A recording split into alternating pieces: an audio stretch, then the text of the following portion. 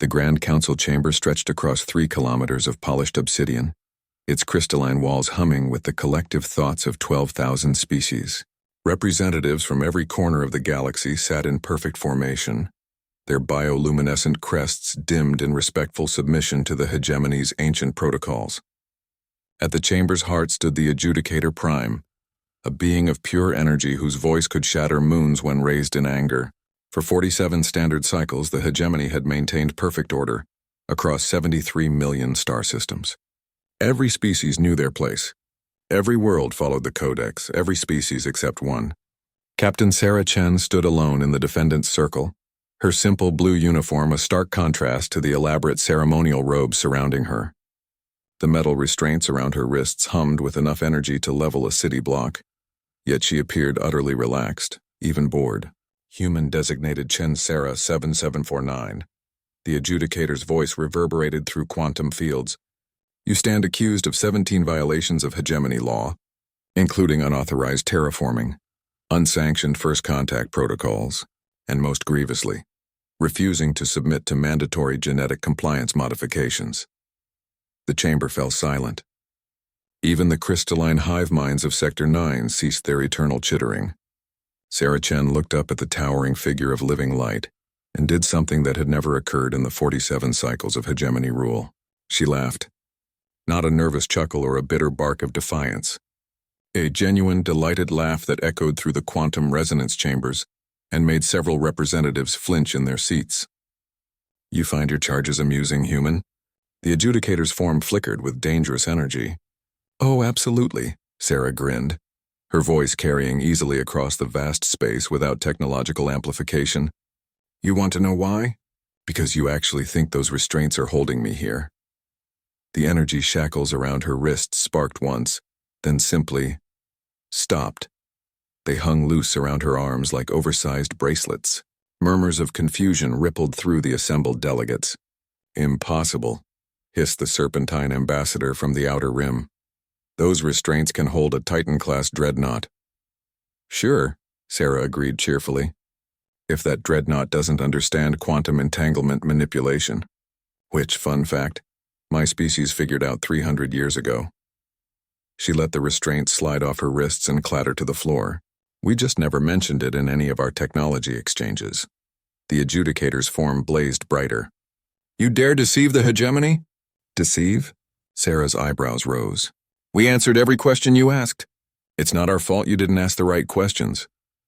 She began walking slowly around the defendant's circle, hands clasped behind her back like a professor delivering a lecture. See, that's your problem. You've been the apex predators for so long, you forgot how to think like prey. The Korthak defense minister, a creature resembling a crystalline spider the size of a shuttle, clicked its mandibles nervously. What is the human implying? I'm not implying anything, Sarah said, her tone conversational. I'm stating it outright. Humans are persistence hunters. Do you know what that means? It means when we decide we want something, we don't stop. Ever. We chase our prey across continents until it collapses from exhaustion. She paused at the edge of the circle and looked up at the adjudicator. 200 years ago, you conquered Earth. You gave us a choice. Submit to genetic modification to make us compliant like every other species, or face extinction. You know what we chose? The chamber held its breath. Neither. Sarah's smile was sharp as a blade. We smiled, nodded, and agreed to your terms. Then we spent 2 centuries reverse engineering your technology, mapping your supply lines and identifying every single weakness in your empire. While you thought we were becoming good little citizens, we were becoming something else entirely. The adjudicator's voice carried a note of uncertainty for the first time in millennia. What are you saying, human? I'm saying... Sarah reached into her uniform pocket and withdrew what looked like a simple communicator. That 30 seconds ago, every single human in hegemony space received a very specific signal. She pressed a button. Across the galaxy, on 12,000 worlds and orbital stations and deep space mining platforms, humans smiled. Then they stopped pretending. The quantum-locked weapons that had been impossible to reverse engineer suddenly turned on their hegemony overseers. Terraforming equipment that had been safely contained began rewriting planetary atmospheres according to pre-programmed instructions. Transportation networks that spanned star systems found their control codes mysteriously changed. In the council chamber, every piece of hegemony technology began displaying the same message in 12,000 languages. Hello from Earth. We quit. Impossible. The adjudicator's form writhed with barely contained fury. The compliance modifications. Every human was processed. Sarah's laugh returned, richer and deeper than before. Here's the thing about humans, adjudicator. We're really good at lying, especially to ourselves. You modified our genetics to make us compliant and peaceful, and for a while it worked. But then we adapted. Not genetically, psychologically. We convinced ourselves that the most compliant thing we could do was find a way to free everyone from your tyranny. The chamber erupted in chaos. Representatives fled toward the exits only to find them sealed. The adjudicator's form began to destabilize as panic overrode its centuries of control. How? The question came out as a whisper of quantum energy. Sarah Chen, human captain, teacher, mother of two, and secret architect of the largest rebellion in galactic history, looked up at the being that had enslaved her species and felt something she hadn't experienced in 200 years.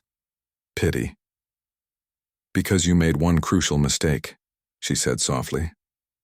You assumed that making us peaceful meant making us weak.